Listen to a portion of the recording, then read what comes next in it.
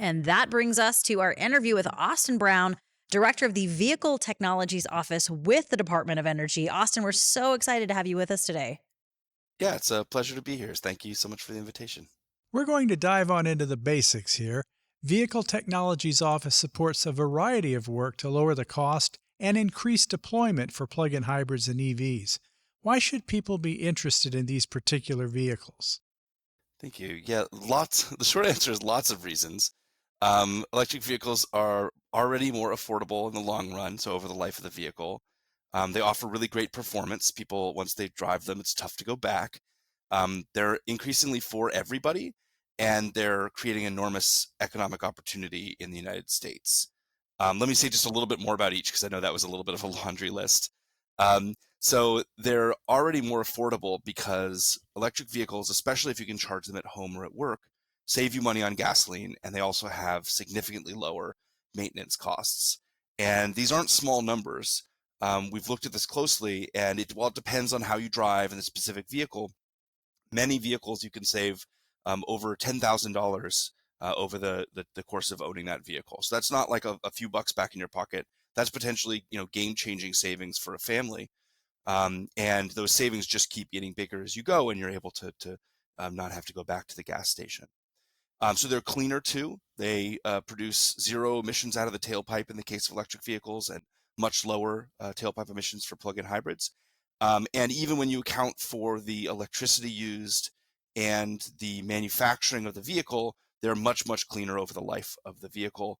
You get sort of payback, that is, they start being cleaner overall after about a year or two of ownership. It takes a little bit more energy to make them, but then they so quickly have cleaner emissions in use that flips over, and they're cleaner from about a year or two after you start driving them. And importantly, they don't emit any pollution in the communities where they're driven, right? So the highways or the parking lots or wherever you have the vehicle, there's nothing coming out of that tailpipe. So they're bringing cleaner air right into the communities where they're used. And then, we often talk about electric vehicles like, oh, it's a chore. I'm gonna have to drive this EV. But once you actually drive them, they have really amazing performance. They really responsive. The electric motor can sort of immediately respond when you hit the accelerator compared to the time it takes for a gas engine to start up. And so a lot of people, once they've driven a really nice modern EV, they go, oh, wow, I see there's some really great benefits. They're quiet. That especially matters for heavy vehicles, school buses, and things like that. They offer a lot of really great performance benefits. And then they're creating this vast economic opportunity right now. The transition we're now in the middle and early stages of to create an EV and battery industry in the United States is, I think, one of the biggest opportunities in this last generation to bring good paying jobs to the economy.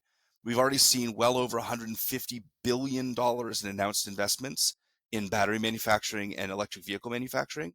We are in the process of onshoring and reshoring the vehicle industry in a way that we haven't seen in many decades. I just think that's unbelievably exciting for the kinds of opportunity that'll be. And that's before we even start to talk about the jobs associated with installing, maintaining, and operating the charging infrastructure that's already going into place to power these vehicles. So from top to bottom, there's just tons of reasons we're excited to be working on the future of transportation in electric vehicles and plug-in hybrids. Austin, how's the department helping automakers to increase EV range to 300 miles and decrease charging time? Yeah, so the Vehicle Technologies Office at DOE, we're first and foremost an applied research, development, and deployment office. That means that we fund projects at the national labs, at universities, and then with industry to help drive better technology. Um, we do that in a variety of different areas.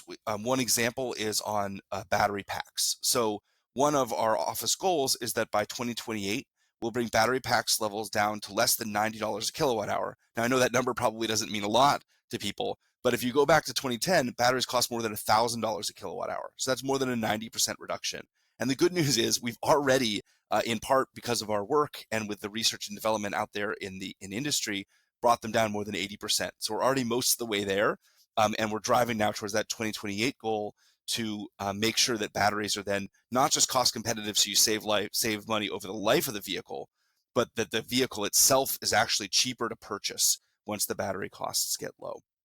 So that's one example where we take batteries, we look at, okay, what are they costing now? What are the performance needed? How fast do they charge? We set performance goals, and then we fund applied research in the community to go out and pursue those research goals. But we're not done. There's many other new chemistries. We're working now on chemistries that reduce or eliminate the dependence on critical minerals in batteries, that have even faster charge rates. As you mentioned, the ability to charge a vehicle is important for a driver. It gets to be incredibly important when you're talking about like a heavy duty truck that might need to charge, in the middle of a long haul transportation. So the research is going on now to bring that charge rate up even further. You can already at a high speed charging station charge a modern personal vehicle in most of the way in 15 minutes at a very high speed charger. But we're going to need to see that for some of these bigger truck applications as well. So we try to be at that forefront, always looking at where's the technology now, what is the research that's almost ready for prime time, but wouldn't quite be close enough to commercialization for industry to invest on it on its own. And that's where we do these kinds of cost shared, use inspired research and development funding projects that we believe can do that in batteries, in electrification, in advanced materials that can help lightweight vehicles, in decarbonizing vehicles outside of the light duty space. So things like heavy duty vehicles, off-road vehicles, and then even in mobility systems. So looking at how people travel around their communities and what we can do to help create better systems that make it easier to travel with fewer miles. Let's talk about charging. We understand the Biden-Harris administration recently announced $46.5 million to enhance EV charging reliability and to grow the clean energy workforce. Tell us how this will help EV charging performance. Yeah, so we are seeing a really extraordinary growth now in public electric vehicle charging. We have an administration goal to get to a national network of 500,000 public EV charging ports by 2030, and we're well on track to get to that potentially even early, in part because of the major investments we're making. So you mentioned the 46.5 million. This is a big and exciting piece because it's focused on reliability and workforce. With reliability, many of the early chargers that have gone in over the past couple of decades just aren't holding up as well as we need them to. Many EV drivers have that experience where they go to a station and it's just not that level of uptime and reliability that they want. Well, this is focusing on going in and not just fixing those chargers in place, because it's much easier to fix a charger than to build a whole new one because the grid connections are already there, but then also to use that opportunity to build out the workforce so that, because those are local jobs, right? Fixing, maintaining, and operating those chargers, you can't outsource those. Those are going to be there in those communities.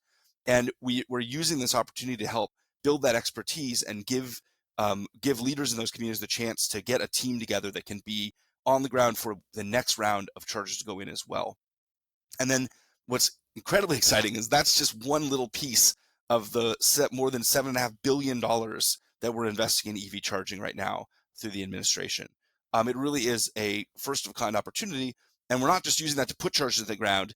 We mentioned reliability as a challenge. Well, we can do things when we're putting federal funding to it. We can put requirements on it to make sure that those chargers are going to meet our needs. So as an example, that funding comes with a requirement for 97% uptime of those chargers, so that when you're going to go on a road trip, you're going to have somewhere that not only will there be a charger, but it'll be available, it'll be high power, and it'll be able to serve the need that we see. So with these sort of each individual investment we're making, we see this as a piece of advancing that overall mission for that public charging network, that even though it's only going to be used for most people for a few percent of their actual charging events, because the vast majority they'll do at home and at work where it's most convenient, it still is foundational, because people need to have that confidence that wherever they go, they're going to have a charger waiting for them, that they'll be able to get to where they want to try to get to.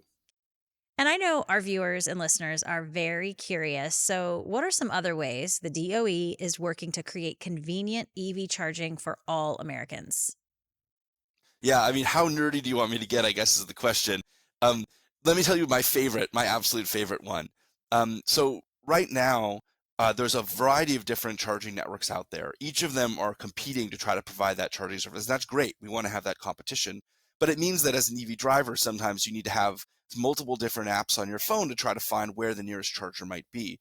Well, the chargers that we're installing with this federal funding, not only do they have to be open to anybody who's going to want to use them, but they also have to do two big things. One, they have to share data on their status, their location, and more information publicly in a way that any app can use it. So you can have multiple charging networks with that information coming up and then being available to any app that might help people find where they would want to have a charger. There's data standards out there that say no matter which network is sharing the information, whatever app I'm using can still find all of them. So it like creates a portal by which all of the different apps can access that information. So it should make it much, much easier going forward to find access to those chargers as you go. I think that's just going to be a game-changing difference in the ability to do things like not just plan a trip yourself on your phone, but actually have whatever mapping app you're using know how to find, identify, and potentially even reserve chargers to make that road trip as seamless as possible. The other big piece that we're doing is requiring universal payment. So that's to make sure that you can, at any charger funded by this federal funding, pay with a credit card or any others or other ways to pay that don't involve necessarily having to sign up for a program or for a particular app's ecosystem. Let's talk about the DOE working in the community. Explain about the 75 Clean Cities and Communities Coalition around the country. So when I said that we're an applied R&D demonstration and deployment program, that's really a big piece of our deployment strategy. So I talked a little bit about all this R&D that we're doing with labs, with academia, and with industry. Well, what about when we actually want to get those technologies out there in the real world? That's where our Clean Cities and Communities coalitions come in. And we actually just renamed it to add that "and communities" because we think that best reflects what these groups are actually doing in practice around the country. There's 75 Clean Cities and Communities coalitions. They're grassroots organizations of different sizes and scales, but in every state and covering well over 80% of people in those different community regions. And they're at their core, they're partnerships between different sorts of organizations at that local level. Organizations like utilities, like fleet owners and operators, like city leaders and governments, all coming together with the interest in improving their transportation system and developing a more sustainable transportation system for their community. And what I love about Clean Cities and Communities is it's not one size fits all. It's the exact opposite. Every single one of them has a different strategy. They have a different portfolio that they're looking for. They have a different set of priorities and focuses all around the same overall goal, but with a completely different array of solutions that they're working on to get to the sorts of goals that they're reaching for. That means that they're also sort of a natural experiment ground where they can prove out the solutions that we've worked on, so they can take the technologies, actually get them into fleets, get them in use, share what works, write that up, and then share that with their peers in other communities across the country to help scale that up. Provides that rapid scale, right? Because no matter how good of a job we do with our R&D, if you don't get those technologies out there in the real world and get people experience using them, they won't go anywhere. It won't get to the kind of scale that we need. They just celebrated their 30th year, and the impact we have reports that like go and collect all of the amazing things that have been done by each of those different communities. Together, they've reduced greenhouse gas emissions by 72 million tons and achieved an energy impact on energy use equivalent to 14 billion gallons of gasoline, which is just extraordinary, right? So that's the sort of thing that can happen when you just provide a little bit of support to help bring these coalitions together and make sure that they're able to do extraordinary things in their own communities.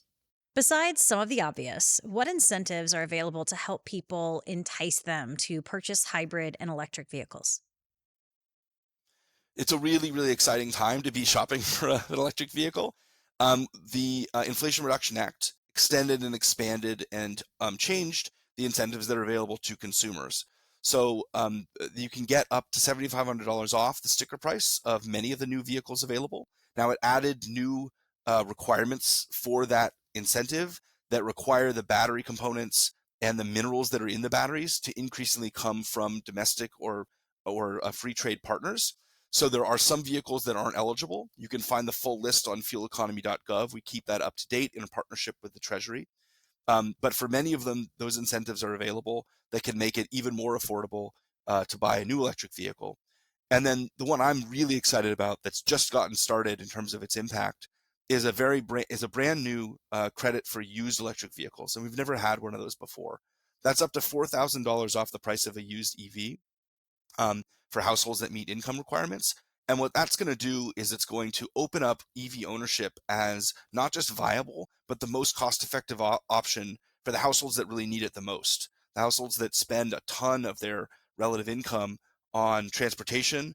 Maybe they have, an inefficient gas car that spends a ton, it's a gas guzzler, spends a ton on gasoline, and then, when one repair can mean the difference between being able to get to work or not, it's a big deal for those households. I think used EVs maybe have the most value to bring, and we're just getting started. So that used EV credit, I think, is going to be truly transformative. We're seeing now the price of used EVs fall. People will talk about that in the news like it's this disaster. I mean, I guess it's not great if you're trying to sell an EV necessarily, but that's part of what we want to see happen, right? We want prices to come down. Dropping prices is a good thing for the people who are going to be buying those vehicles, and dropping new vehicle prices, which we've seen, then mean that the people who are selling their used EV can go buy a new one, for a more affordable vehicle overall. And that's how it works, right? We know that more than 2/3 of car buyers buy used vehicles. That's what most of us are driving. So having this extra incentive to help get folks there and help the families that really can benefit the most from that cost savings, the communities that can benefit the most from the cleaner air, have that access to that technology. I think that's just unbelievably exciting. Let's bring those prices down. I hear you. What's new? What's on the horizon for the DOE? There's so many things I'm excited about. Um, I mentioned some of the big investments that are going on right now. Um, we're also just incredibly excited about some of the opportunities we're able to provide around um, onshoring and friendshoring that supply chain. So at Department of Energy, we're investing more than $7 billion in the domestic battery supply chain. That's not just the battery plants, but the components and the processing that goes into getting the minerals into those plants. And that's been an incredibly productive first round. We're working on the second round right now to be able to get more of those incentives out. And then there's a really amazing grant program, again, first of kind under the Inflation Reduction Act, um, that's providing $2 billion to help automakers and parts suppliers transition their existing manufacturing to be for electric vehicles and electric vehicle supply chains. We know that in the communities where auto manufacturing is central, a single facility can be the anchor that really the local economy revolves around. So even though we know we're going to see job growth from this transition to electric vehicles overall, it's not enough to say, well, we'll have new jobs somewhere. We need to make sure that those new jobs are actually going into the same communities where the jobs are now, and where they have a long history of a strong partnership with the auto industry. This will go to support individual facilities to transition portion or all of their operation from producing internal combustion engine vehicles to the parts and the final vehicles for electric vehicles. So we're really getting to do extraordinary new things, and saying not just we're going to invent technology and then we'll see where it's built. We're actually going to get to have a say in, let's make sure that these exciting technologies are going to provide extraordinary economic opportunities at the same time that they're also helping us clean up and decarbonize our transportation system. All right, so Austin, before we let you go, we've got a question for you. What vehicle do you currently drive? It's a gotcha. I didn't even get prepped for this one, but so I live in Washington D.C. My wife and 4-year-old, when we moved here from California, we left our vehicle behind. So it's still with my mother.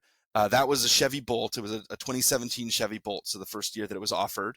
Um, I said, if you don't, when I told her when we left it there, I said, if this doesn't work for you, then we'll sell it, no problem. We just didn't really want to try to ship it all the way across the country. Um, and about a week later, she said, "I don't want to drive anything else. This is the one I want to drive." So she now lent her other car off to a family member, and kept the Bolt, and that's the one that she uses to get around. In DC, we do have two electric vehicles, but both of them are bicycles. So we have an electric cargo bike, which is how we get our 4-year-old around. It's called an Urban Arrow. It's fabulous. It's got the sort of the bucket in front. It's a Dutch style bike. They're becoming more and more common now. And then we have just a single regular electric bike, so that we can all go out together when we go places. But most of the time, bus and metro is how we get around. Our 4-year-old is absolutely obsessed with trains, and so metro is his favorite way to get around the city. So, with all the EVs around, if you were to buy an EV, what would you purchase? What electric vehicle would you get? Oh, I shouldn't just pick one. I actually don't know. I have no idea. It would just depend on what we needed, right? So one of the things that's we're really excited about, if you go back a few years, there were just a handful of models that you could get. So you had to make a decision, am I going to buy an EV or not? And then if you were going to buy an EV, you had to go find one and sometimes make some compromises around the size, the form factor, the style, the brand. That's changing incredibly quickly. So we're now getting to where there's going to be over 100 different kinds of models available. So you can really match that up to what you want. So it would depend for me on where we are financially at that time, what we're needing to do, what kind of trips we're looking for. So I don't have a way to answer that right now. I'm just excited that there's a ton of new options that are out there and available. Okay, well, we'll ask you that question at the next interview. Okay, deal. Austin, thank you so much. Once again, Austin Brown, Director of Vehicle Technologies Office with the Department of Energy. Thank you so much for being with us today. Thank you so much for having me. I think you can tell I love talking about this stuff. It's just a really exciting time to be working on clean transportation, and really, really happy to talk about it here with you all. Well, we can definitely see your passion and your energy, and we really appreciate you.